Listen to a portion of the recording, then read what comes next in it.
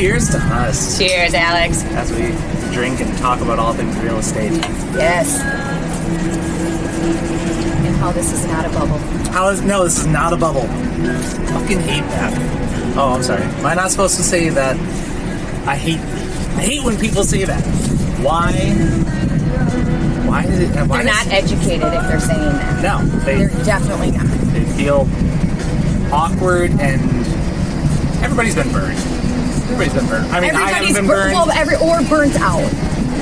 Burnt out is a good way too. Buyers are burnt out because buyers are burnt out. Sellers are burnt.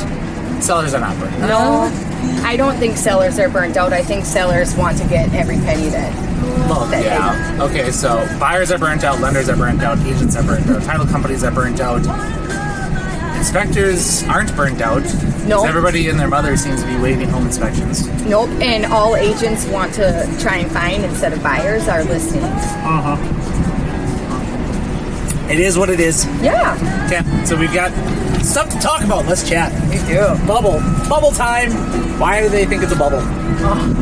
I don't know why they think it's a bubble. I think they think it's a bubble because of how the market, how well everything is doing. Now, when you say how well things are doing, I feel like even though COVID happened last year, wait, we had a pandemic. Yeah, we had a pandemic, you guys. We are still the conventional financing percent of loans went up 2%. From 2020 to 2021, where we actually are doing more conventional financing through the pandemic than we were pre-pandemic. So what I was doing my research on, because I hear it all the time, is, it's a bubble, it's a bubble, it's a bubble. From 2007, 2008 to 2010, as the country, we were building about 1.8 to 1.9 million homes a year. A little much, a little high. Everything was popping up around that time period. And then, you know what hit the fan, and all of a sudden, regulations changed, requirements changed, Great Recession, people went out of work, construction companies went out of work, builders went out of work, and all of a sudden we go from building 1.8 million homes to 800,000 homes from 2010 to now. So, and on average, I think we needed 1.5 million homes to just stay like steady.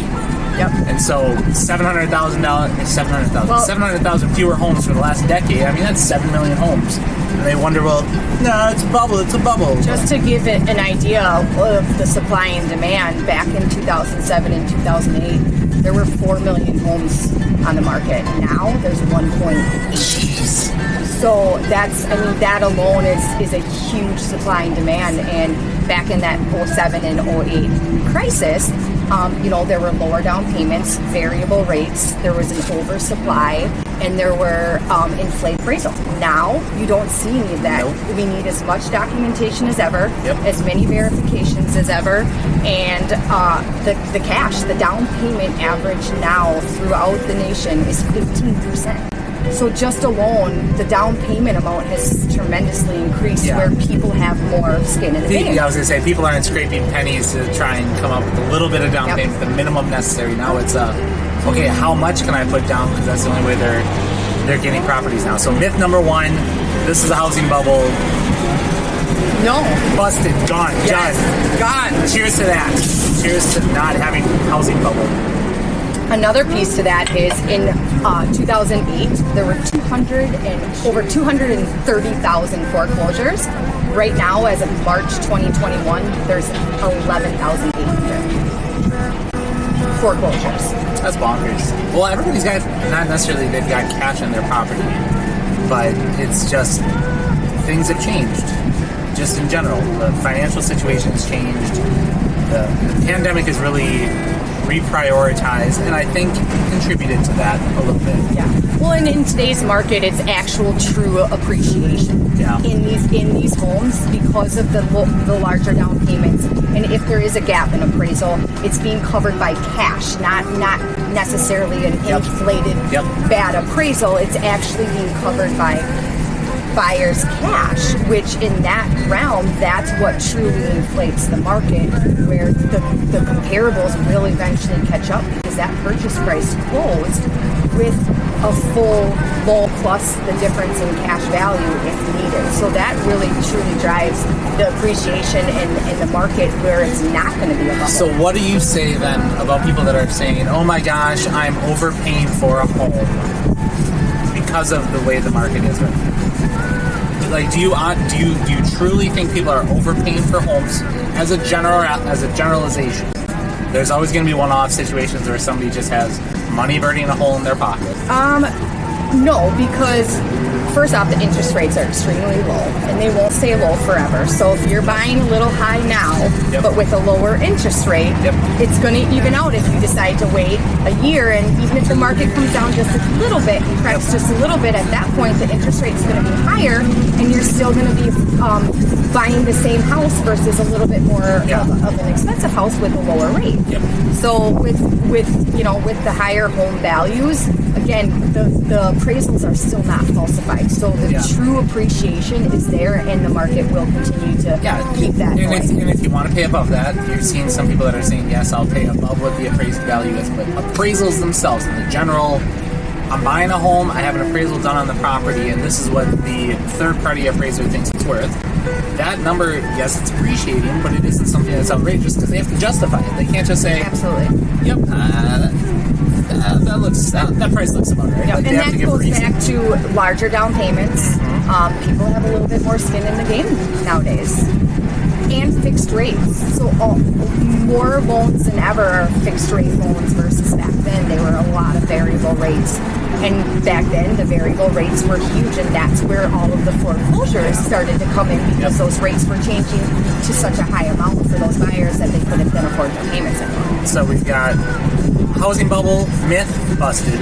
We have going through, and I hate overpaying for a home right now because it's not truly worth that, which we were just talking about. That one's busted. I mean, honestly, it's one of those where with the homes and where they're appreciating value-wise, I think I was looking at the statistic that year over year as a nation, it has been 12.2% appreciation in value of homes, 10.9% in Wisconsin alone. So you buy a home that was $300,000 last year, this same time this year, $330,000. Yeah. Like that. And the appreciation may not always be that much No, every year, no, but it ebbs and flows. It definitely does. But there will never be a true crisis like Yep. there was. There's too many regulations that were put into place that Somebody done messed up one too many times, and here we that it are. won't happen again. Okay, so what is the final myth that we are going to debunk / Government give the boot? loans. Government loans. It's like everybody and their mother, oh my gosh, if I don't have cash or I don't have a conventional loan with 50% down payment, I can't get a winning offer. I can't get a home under contract. It's not possible. Smash it right there. You got 30 seconds. Let's come go. see me because I am a big advocate of government loans. They're great products, especially on these nicer homes that are hitting the market.